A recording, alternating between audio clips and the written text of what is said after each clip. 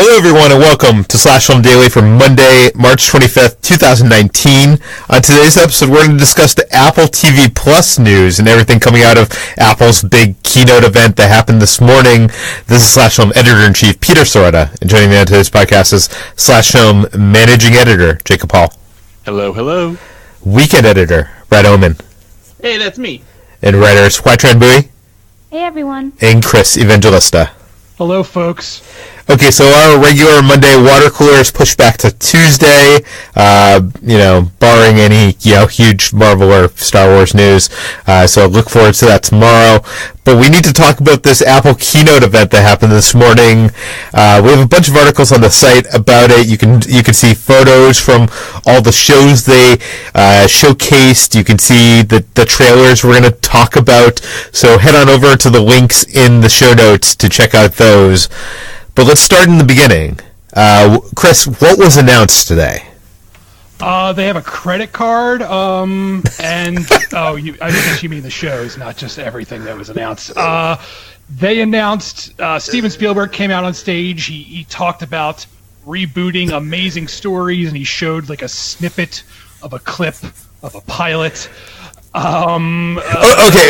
No, but what was announced about the service? Like, does the service have a name? Do we know how much it's going to cost? Well, what do we know? We certainly don't know how much it's going to cost. That remains a top secret, I guess. But it's officially called Apple TV Plus. So it's like Apple TV, but with a plus sign at the end. So they're basically stealing Disney Plus. Yeah, but they got there first, officially, so now it's going to look like Disney ripped them off. See? Wait, are they getting there first? Well, they made the announcement first today on this big keynote speech. Disney hasn't done anything like that yet. Oh, I guess actually they did a few weeks ago. They revealed their logo. So I guess let's start at the beginning here. What does everybody think of this naming of Apple TV Plus? To me, this sounds like something I don't need. Because it's an extra, it's something. Do you know what I mean? Like it's a little bit extra from Apple TV. I think I'll be fine with extra Apple TV. I don't need Apple TV Plus. Oh, today was certainly something extra for Apple TV. All right. Man, Peter, this name is just like the entire presentation today, with the exception of the Apple credit card, which I'm actually kind of excited about, which is Apple pretending to be the first ones is something that people have been there long before. Even their video game announcement of Apple Arcade is just an echo of what Microsoft and Google have already announced in the weeks and months before them. And that extends very much to the Apple TV Plus presentation. I don't know. I don't want to make this about video games, Jacob, but I think Apple owns so much of the mobile gaming market, and if they can convert those people that are, paying for those mobile games into subscribers that are playing on their phone, on their commute and stuff like that, I feel like that has a much bigger chance of getting a huge subscriber base than, Microsoft on a console. I agree to the extent that, yes, with mobile games, but they were showing off games from bona fide console developers and showing off titles that have already been announced for other consoles. Yeah. So they clearly want to enter that space as well. And that's not going to go well for them because people who want to play those kind of games want to play them through a more established service. But movies and TV. What about that, Peter? Okay, yeah, let's talk about movies and TV. It's weird, because if you were announcing a new TV streaming service, you'd think you'd show us some trailers showcasing the footage of these shows and, showing people what they're in store for, why they would want to spend blank amount of dollars every month, because we don't even know that, for this service.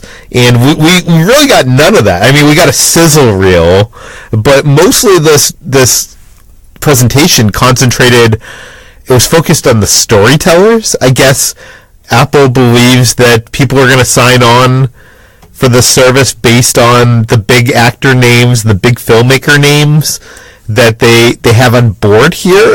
What do you guys think of that? Chris wrote an article about this exact thing for the site, so I think Chris should spearhead this. What do you think? Is this enough, Chris? I really don't know. It seems like that is literally all they're doing to sell this, at least at this time. They're talking up the fact that they've attracted the best of the best. I mean, at one point they literally just put up a wall of names, and they're all very impressive names. And the first person they had come out to talk about the service, other than Apple people, is Steven Spielberg, and you don't really get much bigger than that. And I love Steven Spielberg. I'm interested when he's involved with stuff, but you got to give me personally more to go on than just being like Steven Spielberg's involved with this. But also Spielberg's been involved with a lot of shitty TV. Right. So that really didn't say that much. And a part of me thinks they jumped the gun because they told us this won't be ready till fall, and I feel like they were just like, we got to get something out there, and they just weren't ready for it yet. They just had people come out on stage and do really unfunny banter for a half hour, and that was really it. And that's really not enough. And I said this in the Slack that if I worked at Netflix or I worked at Amazon Prime, I would be feeling fine right now. For weeks, this was talked up as literally going to be Apple's Netflix killer. This is what they wanted to do. They wanted to blow Netflix out of the water, and nothing they showed here hints at that. HT, you're on the news grind day in and day out, and we always joke about how every other day they announce a new unseen Apple show, and every other day we wonder what's going to happen next. So as somebody who I believe has probably written up a half dozen or more announcements about Apple shows, what was in your mind going into this, and what was in your mind when it rolled and it was all over? I just wanted to see the footage. And my interest did actually peak once they showed that sizzle reel, because there was some phenomenal, really high budget looking shots and footage that we saw in there, but it was so short and it took so long to get there. It took several people talking about their shows and making unfunny jokes, like Chris said, and then Sarah Bareilles doing a performance of a theme song for her show Little Voice. And that was the stuff that kind of stuck around more than the sizzle reel, unfortunately, which does look great. I wish that was the centerpiece, or that was longer or something, because they could have led with it instead. Yeah, it looks expensive, right, Peter? It does not look like a made-for-TV production. It looks like it has a high J.J. Abrams or Spielberg levels of gloss to it, right? No, I was going to say the same thing. It looks like they spent some serious money here. It looks like these shows look a lot more cinematic than what we're seeing from Amazon, what we're seeing from CBS. We've yet to see anything really from Disney yet, but I'm sure that I'm guessing Disney's going to be on the caliber of this kind of stuff. Chris, do you have any thoughts about the sizzle reel? I mean, yeah, just to mirror what everyone else said, it looks great visually. It looks very cinematic. One of my biggest complaints of Amazon's original stuff is a lot of it looks really, quote-unquote, TV-ish. It's very, it's blocked the way a TV show is, and the quality of the cinematography is kind of low-grade and cheap-looking. Everything we saw here, albeit briefly, looks very cinematic. It looks like they really went all out to make this look great, but again, I don't know if that's really enough to get the average viewer excited. Now, they highlighted 6 different productions in the main segment of this presentation. One was the morning show. Brad, I think you're probably the one most looking forward to this show. I mean, maybe I don't know. I'm kind of in the middle with all of this stuff, just because like we're saying, they're not really showing a lot so far. And while the footage looks very pretty, we really have no indication of the quality or much detail when it comes to the actual stories here. We got some of it today, and if there's one that sounds, I don't know, I guess the most promising to me, it's probably Kumail Nanjiani's series, but some of that is also just because Kumail is so personable and funny himself that he had probably the best presentation out of everybody there. Yeah. And you're talking about his show is Little America. This is like an anthology series, each episode showing immigrants doing everyday life stuff in America, and I don't think he's in it, right? He's just producing it? I think him and his wife, Emily V. Gordon, who wrote The Big Sick together. Yeah, I suppose they always could pop up, maybe here in an episode or something like that. But yeah, it's pretty much their project as far as just executive producing. But yeah, like I said, the footage looks great. I wish that we were able to get more of a glimpse of these shows to get a better vibe of the tone that each of them will be going for. Like, I think for a while we had been thinking that the morning show that's being executive produced by Jennifer Aniston and Reese Witherspoon, and also has them and Steve Carell in it, was going to be more of a straight-up comedy, but a lot of the shots of that show in here painted this sort of dramatic vibe, almost like a Studio 60 set in the world of, morning news programs. So maybe we're not really getting the best representation of these shows so far, and our perspective of them isn't quite accurate. Like, even the Kumail show, he mentioned that one of the episodes was based on this amazing true story of a kid who secretly ran a hotel after his parents were deported, and competing in a spelling bee to meet the first lady at the time. I like Kumail, I like the idea of the show, but that to me sounds like a TV movie. No? Like, am I, like, the only downer here? Like, I feel like a lot of these shows feel like they're being programmed by Apple, who is they're programming these series based on their kind of very liberal, very tech and education and whatever diversity-focused views, and those are views that I agree with. But at the same time, a lot of these things feel kind of, on first glance, kind of like preachy, and like they're coming from that point of view. Yeah, I'd agree to an extent that this is very much an extension of the quote-unquote Apple brand. And Apple's always been, or at least liberal-facing company, at least how it presents itself. And all these shows, all feel like they come from a place of trying to continue that self-image. And like you said, Peter, these are all viewpoints I agree with. Little America, to me, sounds great. I love the idea of each episode being a different genre, exploring a different portion of an American life that I am unfamiliar with. But are people out there that are, already complaining of what they're paying for Netflix, going to pay, another $10 or whatever a month to see, an anthology of immigrant stories? Like, that doesn't seem like the... Of course not. I mean, Little America is the show. If it was on Netflix, Little America is what you watch and discover after you finish a new season of House of Cards, whoever's big at that moment. It's the kind of programming you use to shore up your lineup to make sure that people stick around, and it's the kind of thing that gains buzz as it gets found. It does not feel like something you lead with. I mean, the only show in this lineup that feels like the big leading show is C, the new sci-fi series from that stars Jason Momoa in this distant future where all human beings have lost sight, and everybody has adjusted to this sort of tribal world where nobody has the ability to see anymore, which is a great concept. And Jason Momoa is now writing Aquaman as a huge star, but there was no trailer, like no proper trailer for that, and there was no the footage looked fine, but that has to be like the biggest, glossiest thing in their lineup. And even then, I'm like, okay, that sounds fine. What else? Everything on this list is what else. You even have like J.J. Abrams. You're like, a sci-fi show from No, it's He didn't show me footage from it either. But it's a funny romantic show, which I know he came from Felicity and like those kind of things. Is she like? Are you excited? Good, Peter. No. I've watched all of Felicity. I'm on the Felicity. I'm on the J.J. Abrams and Felicity train here. But HC, is there anything here that you're super excited about?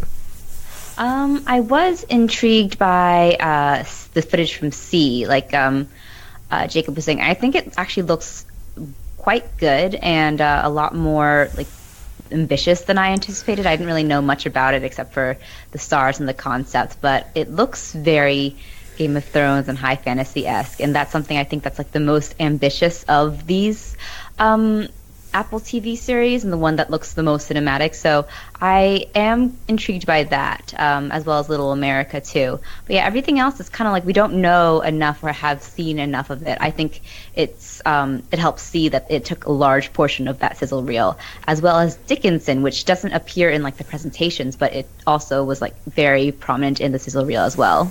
Yeah, they probably had a lot of footage from that because they've been filming it. Chris, is there anything here that you particularly were interested in? Not really. I am interested in that Dickinson show just because I love the idea of it, and I liked the brief shots we got. What is the idea of the Dickinson show for those that don't know? It's like a comedy, but about Emily Dickinson, and just that idea alone makes me laugh. Just the thought, and based on the soundless footage we got, it looks like they're playing it like, even though it's set in the proper period, it's people acting like they're in modern times, kind of like the Favorite, which was one of my favorite movies of last year. So if it has a tone like that, I'm excited about it. But there's so little here to grasp onto. I really wish they had done a better job with that sizzle reel. Like I care more about the footage than I care about people talking about how great it's going to be. Like I need to see it. I don't need, it's show, don't tell. Don't stand up there and tell me how great it's going to be. Show me what's so great about it. Yeah, I was going to say, we're in a Hollywood world where name value and star power doesn't mean much anymore. And I'm so shocked that Apple is relying on those names and that star power to try to sell this thing and not showing, wowing people with actual footage. I have a question for Chris, because I think you and me are maybe the ones who maybe have an opinion on this, maybe Peter as well. Growing up, always thought Amazing Stories was the Twilight Zone for people who weren't cool. And so I have a really hard time getting truly excited for more Amazing Stories. But as a Spielberg fan, did Amazing Stories do anything for you? And does a new version sound good to you, especially with Jordan Peele doing a new Twilight Zone? I just can't get excited when I know there's more Twilight Zone, which is always the better genre anthology show to me. Yeah, Amazing Stories was like the wholesome Twilight. It was Twilight Zone for the whole family, and I remember I watched Amazing Stories when I was a kid, but I don't think I could tell you like what any episodes I watched were. And even knowing Spielberg is still involved with this, it's not. It doesn't get me that excited. Like if he were directing every single episode, then I'd be like, all right, I'm all in. But he's not doing that. He's just he's putting his name on it, so it does very little for me. Yeah, the original series was never something I was super excited about. What I did like that, Spielberg directed that original one, Ghost Train, and I think maybe some others as well. But there was also some interesting names that also directed. There was one directed by Joe Dante. There was a Martin Scorsese directed episode. Brad Bird. So I'm really interested. I think Danny DeVito, Robert Zemeckis. So if he could get talent along those lines for this, Toby Hooper as well. Just looking this up, and I don't know if we know any names for yet for this version of it, but I don't know. You're right. Like that's what this whole thing feels like to me, Jacob. Is this feels like the uncool Netflix? I will admit, I do think Helpsters actually sounds cool. The Sesame Street spin-off, where instead of teaching kids to read, it teaches them how to code. And as someone who grew up right before coding started being a thing kids were taught in school, and whose life has been affected in ways that actually have hurt me because I don't know anything about coding, the idea of an educational program where kids are learning those basics, via puppets, the same way I learned how to read, with the help of Sesame Street, I think it's a genuinely cool idea. I don't know if it catches on or not, but I think that's forward thinking in the right ways. I mean, I think so. It's just, again, I think that's a show that none of us are going to watch. None of us have kids at this point. And, I don't know. We should move on to the one more thing. At the end of this presentation... Well, one thing I do want to say about the program lineup so far is I feel like Apple is definitely behind when it comes to the streaming, subscription service, arena. Obviously, Netflix is at the top, and then Hulu and Amazon are still trailing behind them. So I feel like, if anything, maybe Apple just needs time, because even when Netflix started off on their own thing, they didn't have a lot of stuff that people were clamoring to see. They were putting out a lot of stuff that everyone was really whatever about, and they still do that. Their first original programming was House of Cards, and everybody was into that, Brad. That was right, but that was the one show. A lot of the other stuff they put out around that time was whatever. Yeah. And so I think that Apple probably has to, they're going to try a lot of stuff that is star powered, that will appeal to a wide variety of demographics, and then there might not be one huge hit, but after some time they'll get in their groove and really figure out how to and have some stuff that people are really excited about. At least I hope, anyway. I mean, I hope you're right. Okay, so at the end of this presentation, Tim Cook had one more thing. He showed this trailer that built up that there's something huge that's going to be a part of this new streaming service, and that thing is Oprah. She came out and kind of talked how she's being part of this. She has 2 documentaries in the works and a book club where she's going to interview authors and talk about their books. Is this exciting, and is this kind of insulting to people like Spielberg that she's being built up, like she was center stage where everybody else was on the side of the stage, and like, I don't know, she was built up as like the second coming. She's actually, they have not released the sizzle reel online officially at this point, the point that we're recording this, but they've released the footage of Oprah. Like, is she that valuable still? Yes. I'll tell you this much. My extended family can all tell you who Oprah is. Every single person in my life knows who Oprah is. I think people I know would struggle to name 5 Spielberg movies. People outside of the realm of TV and film fans know who Oprah is in a way that us who live in our bubble can't even comprehend. Spielberg's a bigger deal to us, but to millions more people, Oprah is the big deal out of this. Still, like, even if it's documentaries about toxic workforces, like, that doesn't seem like what Oprah fans want to see from her. I think it also has to do with the fact that she signed a deal with the Apple that encompasses several titles, so she's kind of the big get in a way, whereas Spielberg only has Amazing Stories with them. And to go off what Jacob said, Oprah is a lifestyle unto her own. I mean, she had a magazine named after her, so she, I think, does deserve all of that applause.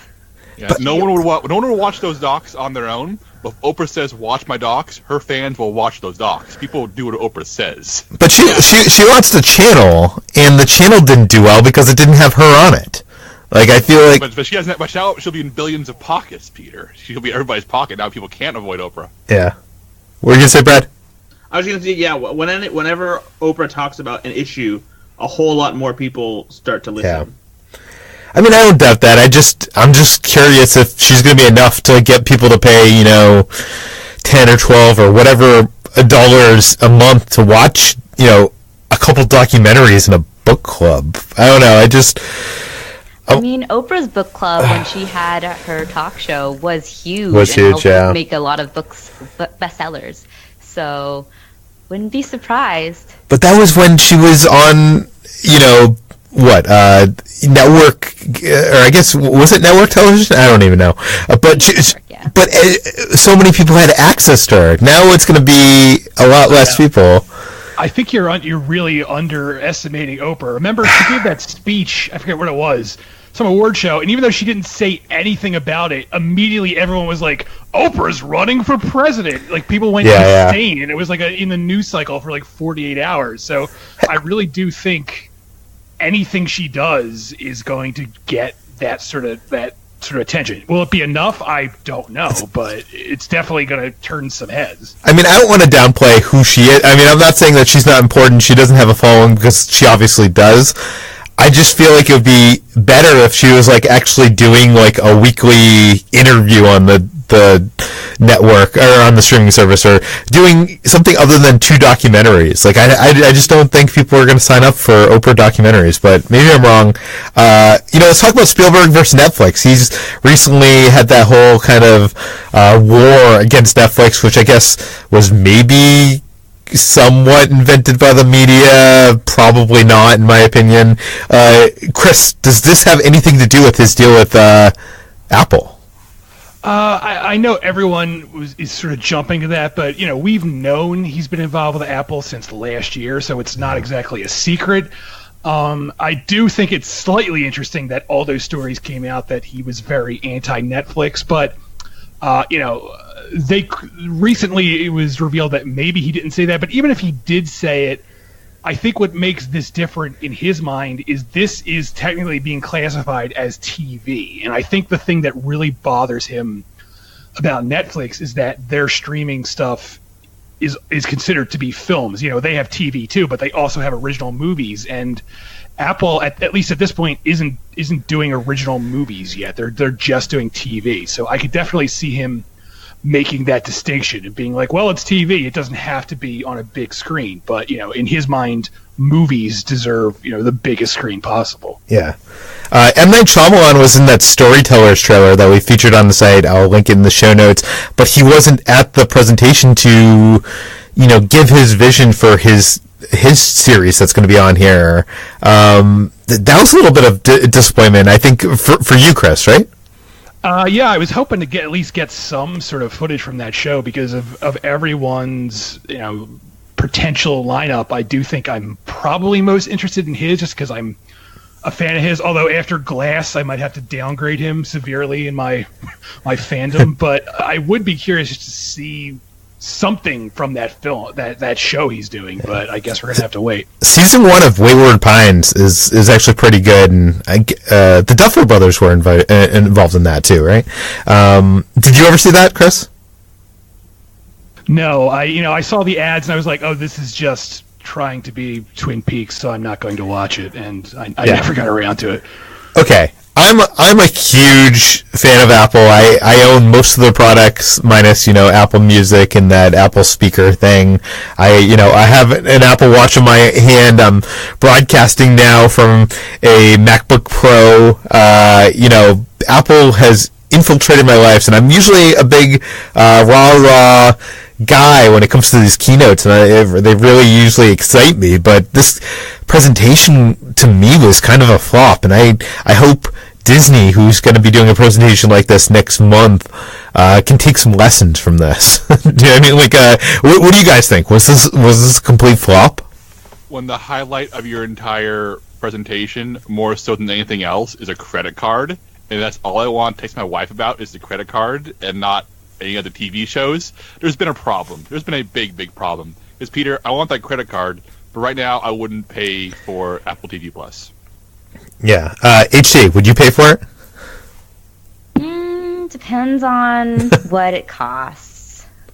Would you pay $10 a month?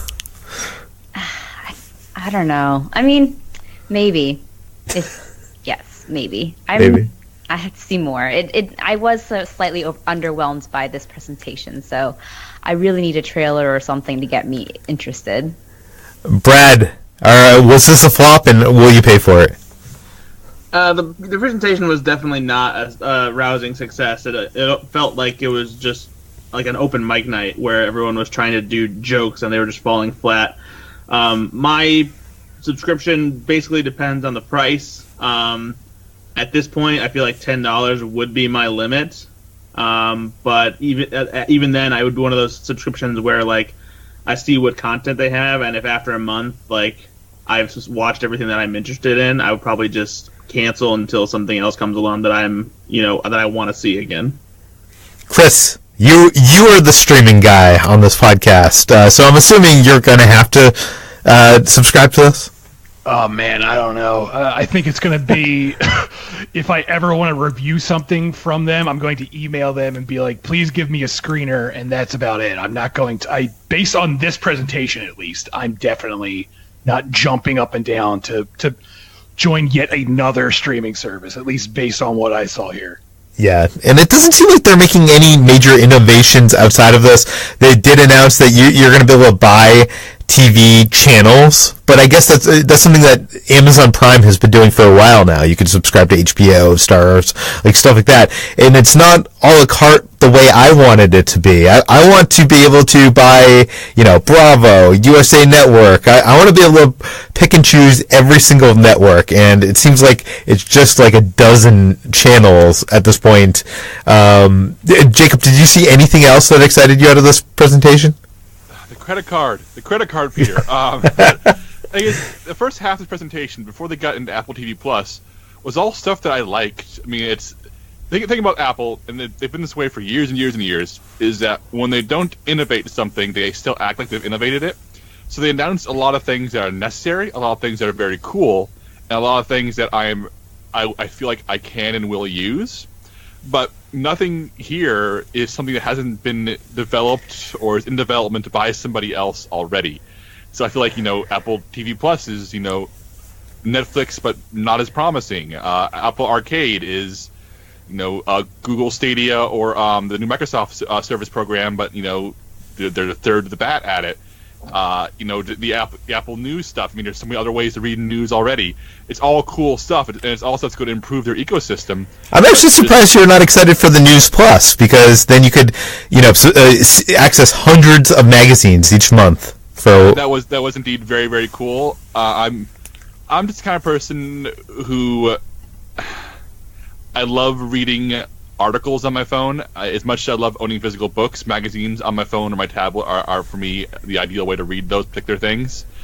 I'm just not so sure if I'm ready to pay $9.99 a month for it, because the stuff I tend to read tends to be stuff that I already have access to online.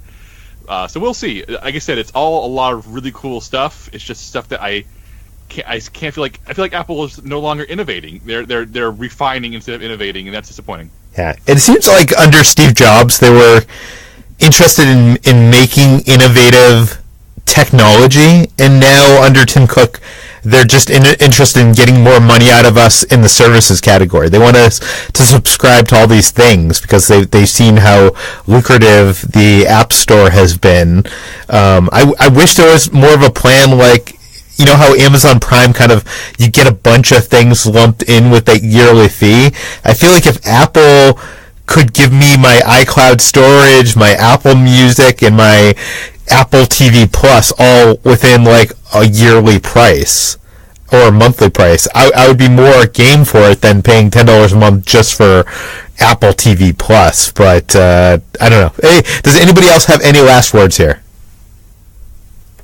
It really bums me out to think that CBS All Access has more shows I'm thrilled about than Apple TV Plus. That is sad. Okay, you can read more of all the stories we talked about on today's podcast on slashfilm.com. You can find this podcast, Slash Film Daily, post every weekday on iTunes, Google, Overcast, Spotify, all the popular podcast apps. Please feel free to send us your feedback, questions, comments, concerns to us at peter@slashfilm.com. And please head on over to our iTunes page. Give us a 5-star rating, write us a couple sentences, tell your friends, spread the word, and we'll see you tomorrow.